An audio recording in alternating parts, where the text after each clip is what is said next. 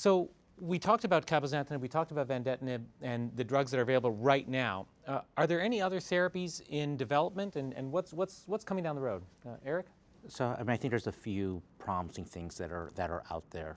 One is mTOR inhibition and what kind of role that plays. And we have to remember that mTOR inhibition is actually a very good treatment for neuroendocrine tumors.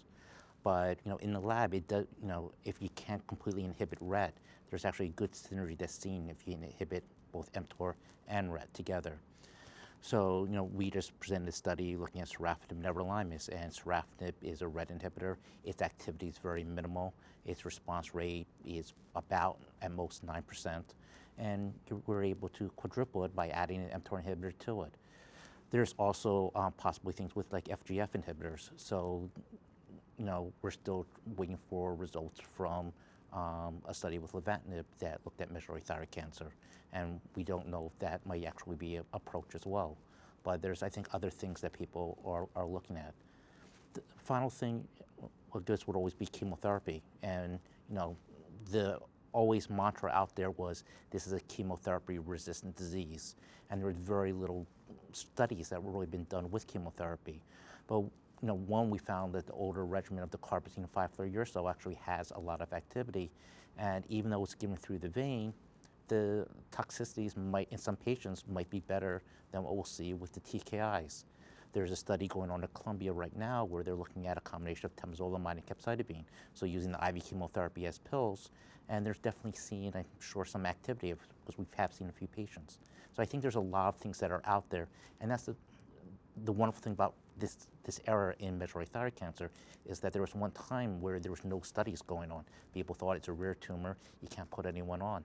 And I think what we found is that these patients are in good shape for these treatments. They're willing to come for the treatments, and it's amazing over the last decade how many patients have been on these type of studies compared to the decade before where there was nothing going on.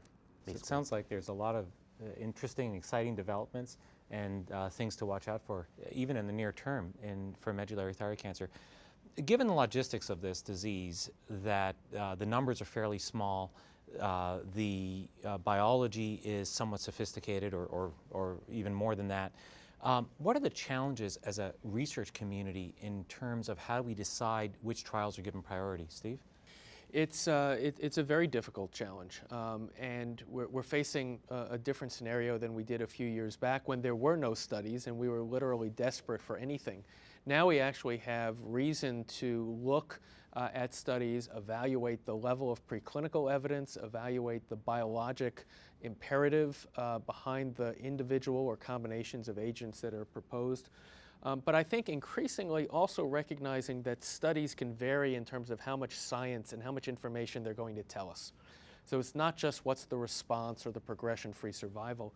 There's an increasing and necessary emphasis on studies that yield biologic endpoints that tell us why these drugs work, why they don't work, why they stop working.